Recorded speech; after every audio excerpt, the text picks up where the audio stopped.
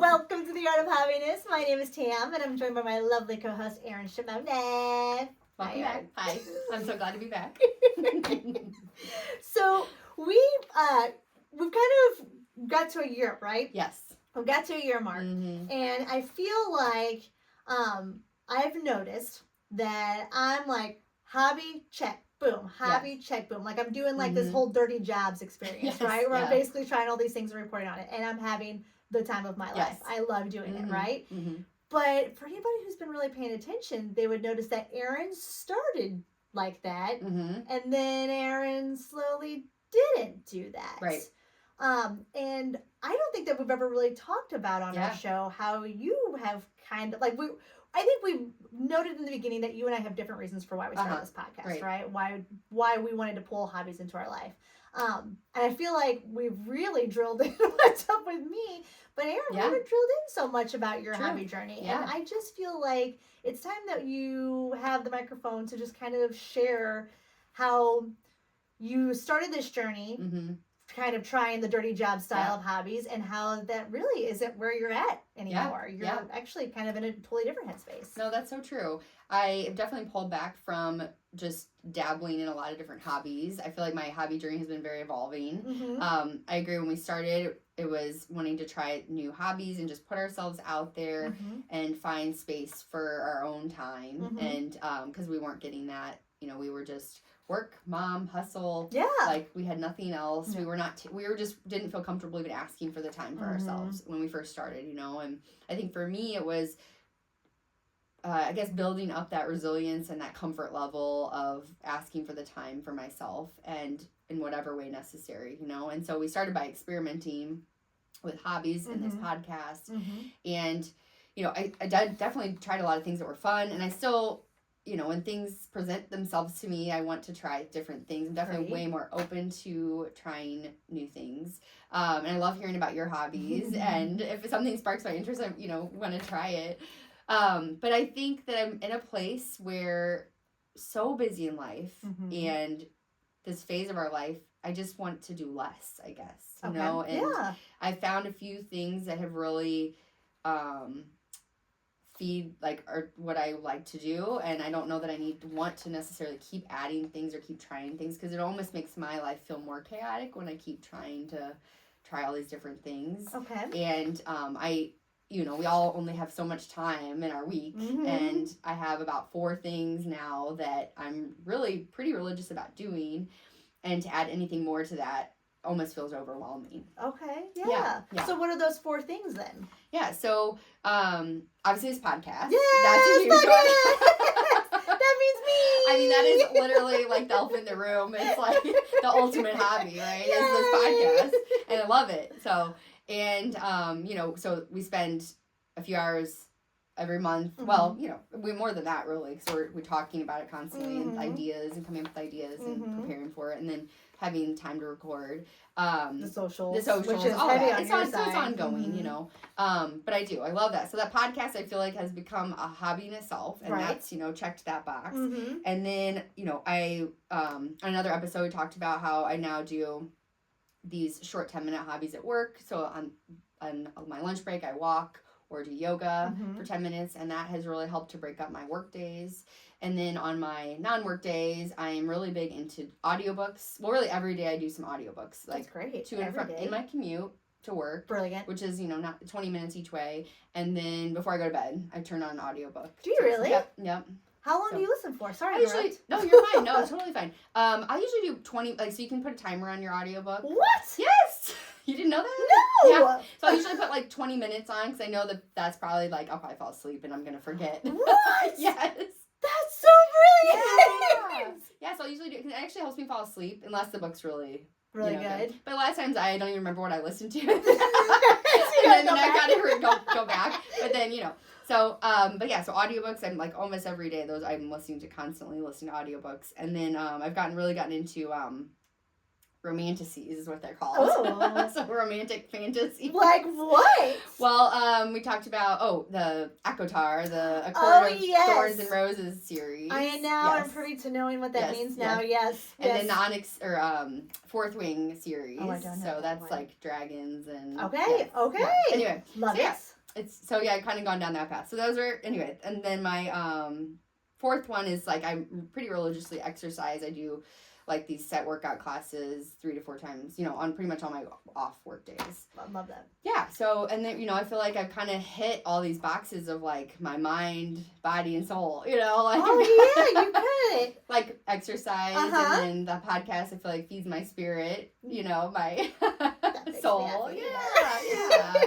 And then mind, the audiobooks and just learning, sometimes I do, and I don't always do fiction, sometimes I do nonfiction, but so yeah, I feel like those 4 things are my like core hobbies. Yeah. And I do them like that alone is a few hours every week, and that's about all I feel like I have time for. But okay, so more than a few hours, but an hour every day, a couple hours every day, really. Sure. Yeah. Well, okay, so you pointed out how like you feel like you found like a hobby that hits like all like your basic needs. You said your mind, body, and your soul, right? Yeah. Like so those are your needs. It's interesting because I always had heard that they always say that you should have like it's a hobby that's gosh, what do they say? It's a hobby. You're supposed to have 3 hobbies. One that brings you joy, one that you can make, and then one that makes money or something like that. And I've always hated that because I feel like I come from a place where I don't think your hobbies necessarily need to make you money. Oh, and yeah, so sure. I would get hung up on that phrase because of that one and be like, I don't think you should have all of that, right? I'm like, you should just have one hobby. But, now kind of going through and experiencing and exploring hobbies, I definitely think there's a place for multiple hobbies to the point that you mentioned, where it's like you can have a hobby that speaks to like your mind, one that speaks to your soul, one that speaks to you physically. Yeah.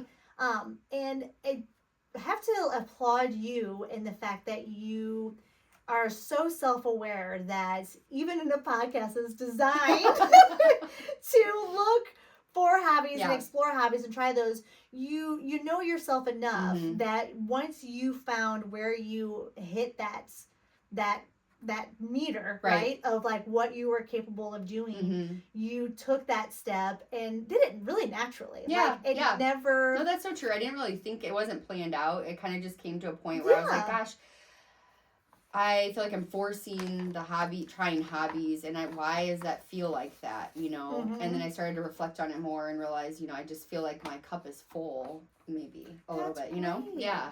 And so, and I also feel like it still works with the podcast because this podcast is so much more than just trying hobbies, as, we talk about a lot of issues with moms and women and social issues and things that, just about self-care. So, absolutely. I think it's just, yeah, well, I think all encompassing. Well, yeah, but I also, with that being said, like I feel like you're kind of walking the talk. Yeah, You're showing that like how just simply implementing hobbies in your life, just those couple right were enough to make you feel like you're hitting all of the areas in your life that you felt like you're missing prior to this podcast. Yeah, and now you're like moving forward with that.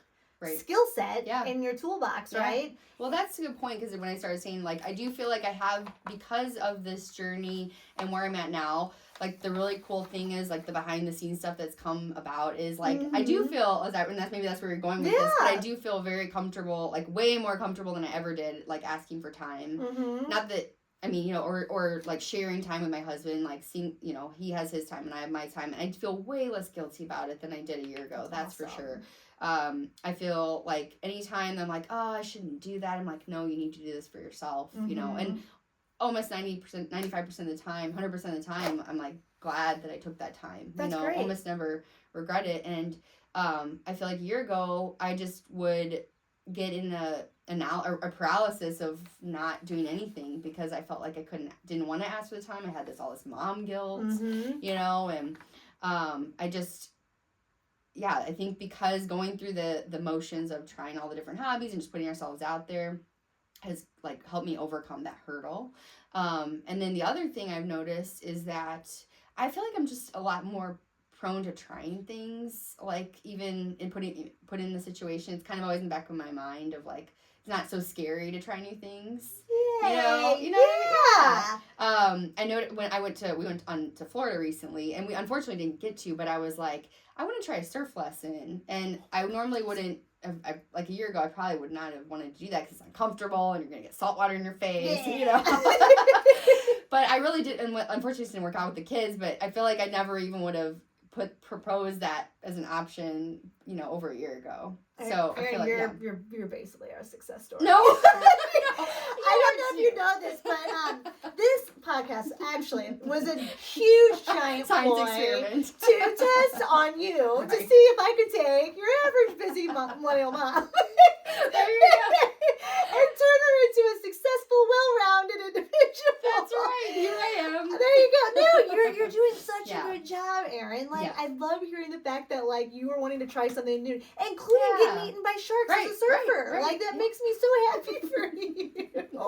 That you had, like, the courage to not only want to try it, but also, like, the first thing that came to your mind wasn't, well, my family probably, would need me on the beach. Right. We should have Adam go do the surfing, right? Yes. It was, like, I didn't hear you say that. I was going to pull everybody with me. You're like, I want to surf. Yeah. I want to go try to surf. Yeah. Right. I feel like that's wonderful.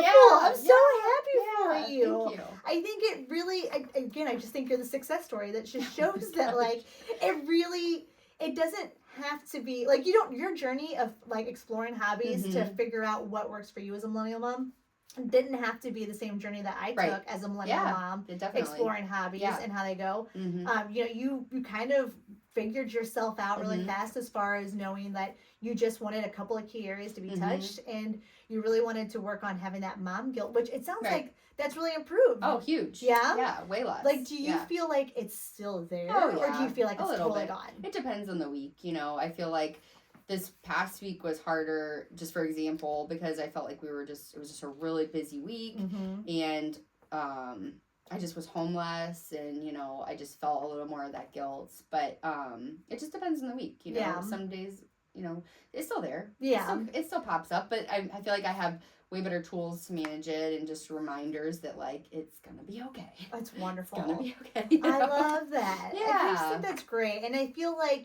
there's a lot to be said of having somebody like you on this show and as a co-host, because I feel like you can really speak to that, like, there's a lot of millennial women that are out there like you who are very much like, my day, like, I'm a business owner, I'm packed with all this time, and, I just needed the core tools to kind of help me get past some of that guilt or that hang up, that chapter of your life that made you feel like you were just a mom and a businesswoman. That's it.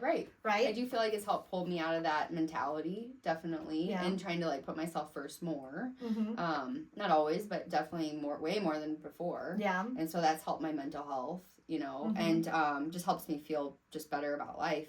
I think too, it's just a phase of life, as I'm not like saying this is all I'm going to ever do by any means, but it's all I can handle right now. And I think it's just giving yourself permission to do what you can do, and, like, really trying to tap into what makes you happy. That's what this is about, right? What makes you happy, what brings you joy. It shouldn't be burdensome to do this, to find hobbies that you like. It should be truly just manageable, and I don't know, whatever it looks like for you in your life. I like that. Yeah. I really do. Erin, that makes me so happy to hear. Like, I'm just so happy that, like, I can tell that you have grown. I can tell that your energy is changed from a year ago, right? Like, a year ago, like, I feel like we both would agree that we were both just in this place where it was just like, something's got to change. Like, this can't be it. This can't be it. Definitely. And, to the point, like, we did this journey together, but separately at the same time, right? And I think we were supportive of each other. You were incredibly supportive of me and mine, as you know that I enjoy the chaos.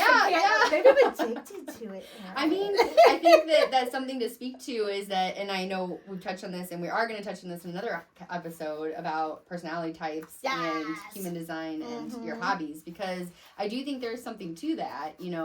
Different people need different things. So I think that whether an introvert or extrovert or, whatever, all those different things factor in. So kind of figuring out what's best for you. You don't need to keep up with everybody else on Instagram, right? Ooh. Yeah. I have a question, though. Yeah. Just came to mind. Sorry to interrupt. You're coming out on the other side of this, right? Like, you're coming out of this chapter, and now you're starting to be more like, I'm not just a businesswoman and a mom. I'm also Erin. Yeah, and I like these things, right? have you met anybody new since you've evolved into this person? Because we talked about how, like, meeting a new friend, like, how we would talk to them. It was like, hi, I'm Tam. I work such and such place, and I have 2 kids. Yeah. Right? Yeah. Which was, who wants to be friends with that person? Right. Gosh. So have you met anybody new that you could, like, that you can reflect on and say, did you introduce your hobbies to that person when you met that person? That is a great question. The only thing that I don't feel like I'm put in a situation where I meet new people a lot, not like in a social setting. Like, well, that means we need to go to our local bar. I was going to say, yeah. Have you met Erin? I mean, I truly am like an introvert at heart. So like my job is very extroverted. So I feel like when I'm not at work, I'm like, I don't want to talk to anybody. You're sitting in a closet eating your But I will say that the one thing that comes to mind is we go on this vacation where it's like the same people every year. Okay. And that trip we take to Vermont. Oh, yes. And it's people repeat. So I do, like, when we went on that, I did talk more about the podcast. No way. And which I probably wouldn't have before, No. And, well, I wouldn't have talked about it like a hobby, but I definitely talked about the podcast. Okay, which is your hobby. Yeah. So I feel like I talk to people about that more because that is, like, probably the main hobby outside of the normal things that I do. Yeah. Okay. So that's a great question. Did you feel like... I think it's one of those things where it's like, you're like, it's uncomfortable. Like, are you going to judge me? Or are you going to... I still get, like, this imposter syndrome. Yes, I was just going to say, the imposter syndrome is real. Yeah, still I still struggle with telling people, oh, podcaster, because I'm worth being like, of course you are. Right. You're a millennial. Right. Don't all millennial people. Yeah. So, I guess to answer your question, not really. I haven't experimented with that as much. I think you have more than I have. Yes. Do you feel like you've talked to people, or you opened up more to people about your hobbies and just talking in that sense? Don't flip the camera. I'm sorry. Erin, you. Dang it. It seems like whenever you tackle the hobby, you kind of put yourself out there and start talking to people about it, right? I will say, if we take the podcast piece out, because I don't know, I really do feel like with the podcast, I do feel like I have imposter syndrome. I'm still real bad about it. Like, even though this is a hobby of mine, right? This is and it's my favorite of my hobbies. I do feel that, like, I don't know, that, like, there's... I guess I don't want to say embarrassed. That's not the word. I guess I just am worried that it would come off as, like, typical millennial. Yeah, that filter is still there. Yeah. It's so hard to overcome that, like that fear of judgment. Yeah. Really hard, and I mean, essentially, Erin, this is like a diary. Yeah. This is our diary that we're putting out there for people to hear. And so I think there's also this part of me that's like, because I am very aware that this is kind of a diary. I'm very okay with people that I'll probably never see here in my diary because I'm like, I'll never know they're out there. Right. But if it's somebody that I know I'm going to see face to face, somebody who is probably most likely to listen to the episodes, I'm just like, I don't know if I want them to know me like that yet. Yeah. So if I speak just to the podcast, no, I'm probably not telling a lot of people about that. But you're right. My other hobbies, I do find myself trying to be more open about those and talk about those with people. And I really haven't been enjoying, like, I don't think if I met somebody new that I would walk up to me like, hi, my name's Tam, I collect pockets. Right.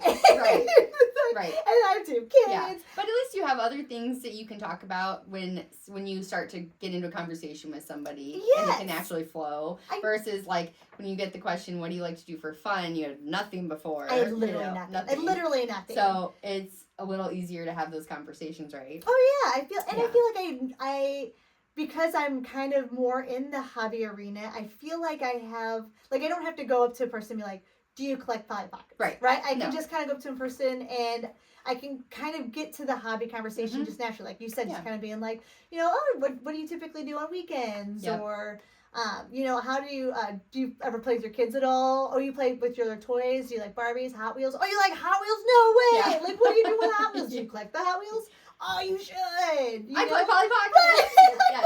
Yes. Like, it can get there. I think I feel more comfortable about navigating conversations about fun with people now because I feel like I'm more comfortable in that area. So the conversation seems more natural. Definitely. And you can appreciate the fun of that hobby or something else, even if it's not the same one you are into. I can absolutely appreciate, because I think before, especially when it came to my husband, I think I had a lot of jealousy to anybody who had hobbies, and I'd be like, so, and I didn't know what to ask because I literally had no point of reference. Yeah. Whereas now I have a point of reference and understand the joy, and I know I want people to talk to me about my hobbies. So I feel like other people probably want that too. Oh yeah, definitely. So yeah, I do think I'm trying to be better about that. But when it comes to the podcast, I definitely keep that under wraps. Maybe that's what we need to work on for 2025. I probably should. It's just our confidence. I'm ready for Netflix to call and start a show. So yeah, bringing it back to just like my evolving. Yes, so that is Erin's episode. I guess like take home message in my brain is like, or in my mind is that, you know, more isn't always better. Correct. And you gotta like listen to your body and your mind and like figure out what is best for that phase of your life. And you can always reinvent yourself and try something later. And, absolutely. You know, maybe in a year from now, I'm going to be chaotic hobby trier. I don't know. Who knows? Well, let me pave the way for you. Who knows, you know? And then maybe I'll be switching and I'll be like, I got to pump the brakes, Erin. Right. So, but I think it's just all about finding joy, making self-care time, you know, feeling like being your own person. Yeah. Finding out who you are as a person and that's just being your honest, authentic self. Yeah, exactly. I really appreciate the fact that like we had this opportunity to like get you like the mirror on, or the way the lights, it's lights on you, Erin, because I obviously as behind the scenes, me and you are aware that you were evolving into a different path, but I don't know that we actually had a chance to like put that on the show and talk through how we're very aware that's what happened and what that looked like for you. So I really appreciate like you taking the time, walking us through it all, and you like, as your friend, I can tell that you are in such a great place, and like you can tell that you feel more confident, you look like you feel more confident. I am just waiting for you to tell me one day that you started acting. I just went and saw Child's Play today. Oh yeah. And so like I'm like, Erin could do that. I can see her out there. I thought be the proud mama. Oh, that'd be awesome. But no, I think you're doing such a great job, and I think, like I said, you're basically our success story, part one on our story and our show, right? Like you're showing our audience that it doesn't, like, putting hobbies in your life doesn't mean you put them to the point of exhaustion, or because like put them to the point where it just is another thing that wears you down, right? Yeah. You find that right bit of harmony that makes you feel like you've rounded yourself off and found a way to fill your cup in the different areas of like mind, body, soul. And then that's where the real glory of having a hobby comes out of, right? Is fills your cup so that you can be the best version of yourself that then helps you be a better version for your family, and they feel that energy come from you, and that bleeds to the family. Yeah, it's a win-win for everybody. I agree. Well said, Tam. Well, sometimes I'll pull out a real thoughtful thing here and there. It's great all the time. You're very thoughtful. But thank you all for joining us today, and Erin, thank you again for sharing your journey, because you're just successful. Well done. I'm so grateful for you and this podcast and our followers and listeners, and I hope that in some way we inspire you, and you'll join us for more next time. See you next time. Bye.